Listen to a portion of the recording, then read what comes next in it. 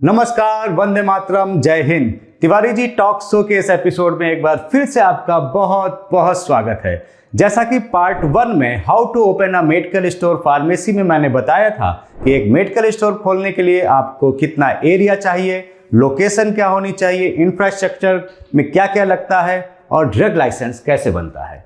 इसके बाद आज पार्ट 2 में मैं आपको बताऊंगा कि मेडिकल स्टोर या फार्मेसी खोलने के लिए कितना इन्वेस्टमेंट लगता है, प्रॉफिट मार्जिन क्या होता है, स्टॉक यानी दवाइयां कहां से परचेज करें, कितनी परचेज करें, कस्टमर को डिस्काउंट कितना देना होता है और होम डिलीवरी कराएं या ना कराएं। लेकिन इन सब के बाद में यानी कि वीडियो के लास्ट में मैं आपको बताऊंगा एक ऐसा फंडा जो आपने कर लिया तो आपकी फार्मेसी चलनी ही चलनी है। तो मेरे भाई, अगर अभी तक आपने तिवारी जी टॉक शो को सब्सक्राइब नहीं किया है तो कर लें, क्योंकि आपको जैसा पता है तिवारी जी टॉक शो में हम 2 शो लाते हैं, एक हेल्थ शो, एक फार्मा शो। हेल्थ शो में हम डॉक्टर्स के इंटरव्यू लेते हैं, अलग अलग डिजीज के बारे में जानकारी आप तक पहुंचाते हैं, और वही फार्मा शो में मैं फार्मा से रिलेटेड जानकारी आप तक लेके आता हूं। इसलिए सब्सक्राइब अभी कर लीजिए। तो चलिए शुरू करते हैं। इन्वेस्टमेंट की अगर बात करें तो कोई भी मेडिकल स्टोर खोलने के लिए कम से कम छोटी से छोटी दुकान खोलने जाएंगे तो भी 3 से 4 लाख आपका आराम से लग जाएगा। लेकिन मैक्सिमम की बात करेंगे तो कोई लिमिट नहीं है मेरे भाई, कितना भी पैसा लगा दो कम लगेगा। तो आज मैं जो बता रहा हूं वो बेसिक रिक्वायरमेंट आपको बताऊंगा कि बेसिक रिक्वायरमेंट क्या क्या होती है। बेसिक रिक्वायरमेंट में सबसे पहले आता है इंफ्रास्ट्रक्चर, उसमें आ गया फर्नीचर। तो फर्नीचर आप लेंगे, रैक्स लगाएंगे, ग्लास की रैक्स लगाएं, लकड़ी की बनवाएं, आपके ऊपर है। काउंटर हो गया, चेयर हो गई, इन सब में फर्नीचर में आपका 70-80 हज़ार मिनिमम लग जाता है। उसके बाद आपको एक कंप्यूटर लेना होगा। कंप्यूटर विथ प्रिंटर लेते हैं, कंप्यूटर विथ प्रिंटर आपका आराम से 30 से 50 हज़ार तक में आ जाएगा। अब कंप्यूटर प्रिंटर के साथ में आपको एक सॉफ्टवेयर भी उसमें डलवाना होगा। तो फार्मेसी में ज़्यादातर लोग मार का सॉफ्टवेयर यूज़ करते हैं। ये सॉफ्टवेयर आपको आराम से 8,000 से 10,000 की रेंज में मिल जाएगा और बहुत सपोर्टिव हो, बहुत इजी है इसको चलाना। दूसरा आता है फ्रिज तो आपको लेना ही पड़ेगा, क्योंकि जब ड्रग लाइसेंस आप बनवाएंगे तो फ्रिज का बिल आपको लगाना होता है। फ्रिज के लिए अगर आपके पास पैसे बहुत कम है तो भैया पुराना ले लो 5-6 हज़ार में, वरना 10 से 15 हज़ार में नया फ्रिज भी आपको मिल जाएगा। अगर पुराना लोगे तो भी बिल चाहिए। फिर आता है आपका ड्रग लाइसेंस। देखिए, ड्रग लाइसेंस आपका जो बेसिक जो फीस होती है गवर्नमेंट की वो 3 से 5 हज़ार तक होती है, लेकिन कहीं कहीं चढ़ावा भी चढ़ाना पड़ता है। अब वो ओपनली मैं आपको बता नहीं सकता हूँ चढ़ावा कितना चढ़ेगा। तो आपका ड्रग लाइसेंस, आपका फूड लाइसेंस, आपका GST, ये सारे आपके 10,000 के अंदर बन जाएंगे अगर आपको चढ़ावा नहीं चढ़ाना पड़ा। एक चीज का और ध्यान रखिएगा, मैंने पार्ट 1 में भी आपको बताया था क्लोज साइन बोर्ड। आपकी दुकान का जो बोर्ड है ना वो ऐसा होना चाहिए जो रात में भी आदमी अगर जा रहा है रोड से तो उसकी नज़र जरूर पड़े, भाई हाँ ये फार्मेसी यहाँ पे खुल गई, तो उसका जरूर ध्यान रखिएगा। ग्लोज साइन बोर्ड भी आपका 15 से 20 हज़ार तक में एक अच्छा बन जाएगा। उसके बाद में आपको अगर फार्मासिस्ट रखना है तो फार्मासिस्ट की सैलरी देनी होगी। कोई लड़के रखने हैं हेल्पिंग के लिए, परचेज के लिए, तो उनकी सैलरी होगी। हालांकि ये रनिंग कॉस्ट में आता है जो हर महीने जाएगा, तो ये इनिशियल इन्वेस्टमेंट में काउंट नहीं होगा। हाँ, अगर आप दुकान ले रहे हैं और वो रेंटेड है तो उसका कई जगह एडवांस लेते हैं, कई जगह तो 1 साल तक का एडवांस लेते हैं, कई जगह 1 महीने 2 महीने, वो आपकी सिटी पे अलग अलग जगह अलग अलग डिपेंड करता है। अब स्टॉक की बात करें तो आपको फर्स्ट टाइम छोटी सी छोटी दुकान खोलनी, छोटी सी छोटी बता रहा हूं, उसमें भी कम से कम 2 लाख का माल तो आपको लगाना ही पड़ेगा। 2 लाख आपको एक बड़ा अमाउंट लग सकता है, लेकिन जब आप खरीदने जाएंगे तो हो सकता है आपको 2 कार्टन में ही 2 लाख का सामान मिल जाए, क्योंकि ये दवाइयां हैं मेरे भाई, बहुत महंगी होती हैं। इसलिए मैं कहता हूं ये समुद्र है, जितना मन करे पैसा डाल दो, पता नहीं चलेगा। अब बात आती है कि स्टॉक परचेज कहां से करें। तो भाई मेरी सलाह यही है कि फर्स्ट टाइम अपने शहर की मेडिसिन की होलसेल मार्केट में जाइए और वहाँ पर आप देखिए डिस्ट्रीब्यूटर, स्टॉकिस्ट, सेमी होलसेलर सब मिल जाएंगे। वहाँ से ही परचेज करिए, उसके बाद में आपको बहुत से ऑप्शन मिल जाएंगे। फर्स्ट टाइम जो परचेज करेंगे आप, देखिए डिस्ट्रीब्यूटर दो तरह के होते हैं। एक डिस्ट्रीब्यूटर या स्टॉकिस्ट होता है जो कंपनी का डायरेक्ट अपॉइंट किया हुआ स्टॉकिस्ट होता है। दूसरा होता है सेमी होलसेलर। सेमी होलसेलर वो होते हैं जो डिस्ट्रीब्यूटर से माल लेते हैं, लेकिन इनके पास में एक एडवांटेज है कि रेंज बहुत ज़्यादा होती है। लगभग बहुत कंपनियों का 50-100 कंपनियों का माल होता है इन पे। तो फर्स्ट टाइम जब आप परचेज करने जा रहे हैं तो मेरी सलाह रहेगी कि आप सेमी होलसेलर से परचेज करें, क्योंकि वहाँ आपको रेंज पूरी मिल जाएगी। स्टॉकिस्ट जो होते हैं, डायरेक्ट स्टॉकिस्ट होते हैं, वो 10 कंपनी, 15 कंपनी, 20 कंपनी, 30 कंपनी के स्टॉकिस्ट होंगे, लेकिन सेमी होलसेलर पे आपको रेंज सारी की सारी मिल जाएगी। हो सकता है 1%, 2% डिस्काउंट आपको कम मिले।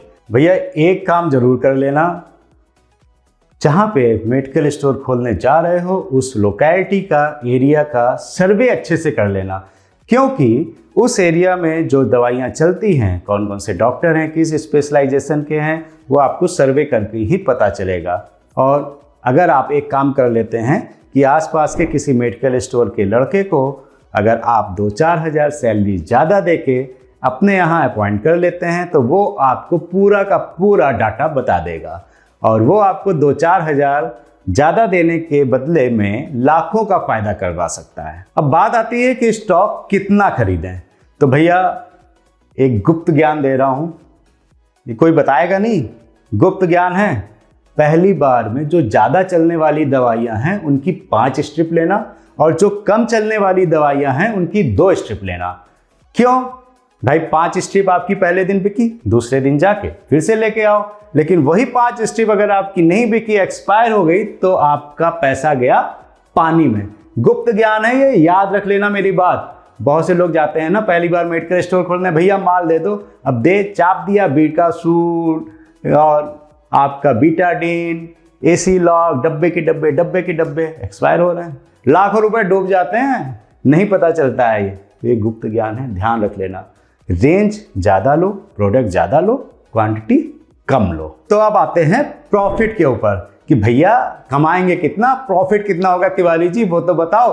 तो देखो मेरी बात सुनो, अगर आपका मेडिकल स्टोर ऑन रोड है, रोड के ऊपर है, तो 50% अगर आपकी सेल मेडिसिन की होगी तो 50% sales OTC product, general items की भी होगी।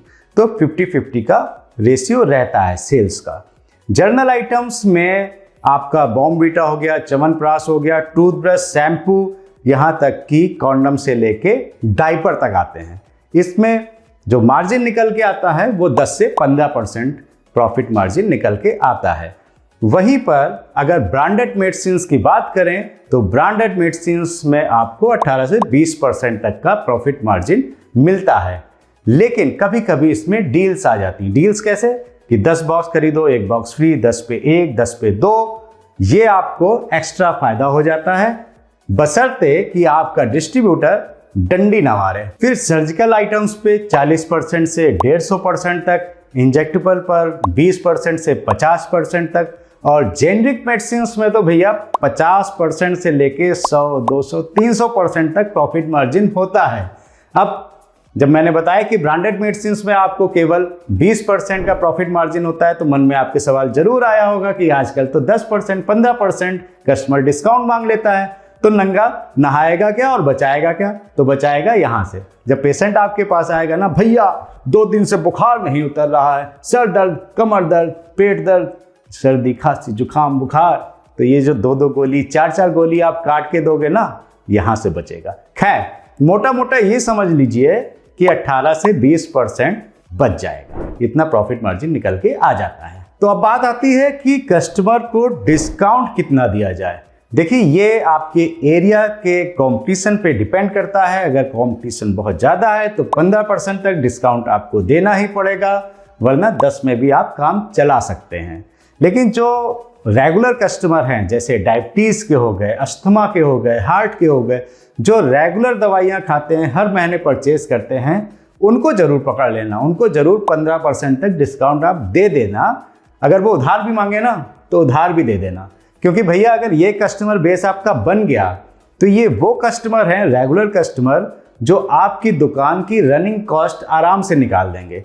तो इनको मत छोड़ना। और मेडिकल स्टोर अगर आप स्टार्टिंग कर रहे हैं तो ये कस्टमर बेस होना आपके लिए बहुत ज़रूरी है। अब बात आती है होम डिलीवरी की। तो अगर आप दिल्ली, एनसीआर, नोएडा, मुंबई, कोलकाता जैसे शहरों में हैं जहाँ पे अपार्टमेंट कल्चर है, तो वहाँ पर तो आपको एक लड़का होम डिलीवरी के लिए रखना ही पड़ेगा, क्योंकि वो 10वें माले का आंटी फ़ोन करेगा ना, ओ भैया हमारा दवाई नहीं आया उधर भेजो, तो आपको भेजना पड़ेगा। 10वें माले पे जाके लड़का जाके देके आ सकता है। लेकिन वहीं पर अगर आपका मेडिकल स्टोर ऑन रोड है और वहाँ पता चला कि 200 रुपये की दवा देने 5 किलोमीटर चला जा रहा है, तो भैया एक बेंचमार्क बना लेना कि हाँ, कम से कम 500 रुपये की दवा लेने पे फ्री होम डिलीवरी अवेलेबल है।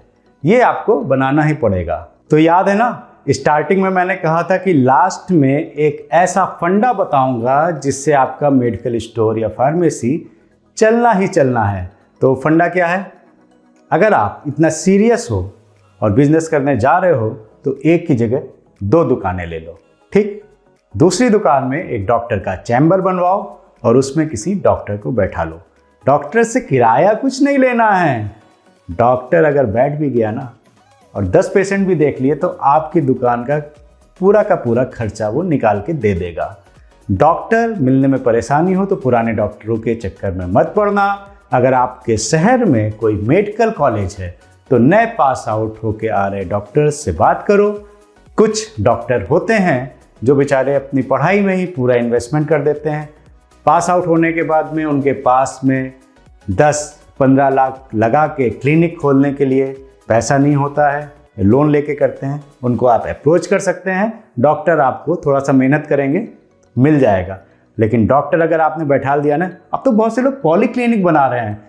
और अंदर की बात बताऊं तो बहुत सी कॉरपोरेट हाउसेस इस कॉन्सेप्ट को लेकर मार्केट में आ चुके हैं और आने वाले हैं। तो अभी से आपको बता रहा हूँ, ये कॉन्सेप्ट रामबाण है। अगर आपने एक डॉक्टर बैठा दिया ना, फिर आपको सोचने की जरूरत नहीं है। तो पांडे जी, शुक्ला जी, रमेश भाई, सुरेश भाई, सोच क्या रहे हो? अब तो लाइसेंस भी बन गया और दवाइयां भी आ गई, तो बल्ला उठाओ और बल्लेबाजी चालू कर दो धुआंधार। इसलिए अगर आपको आज का ये मेरा एपिसोड पसंद आया तो लाइक करके, कमेंट करके हमें जरूर बताइए। फार्मा वालों के लिए मैं बहुत कुछ लेके आने वाला हूँ, बहुत कंटेंट ला रहा हूँ। इसलिए अगर अभी तक आपने तिवारी जी टॉक शो को सब्सक्राइब नहीं किया है तो कर दें। तब तक के लिए अपनी सेहत का बहुत बहुत ध्यान रखिए।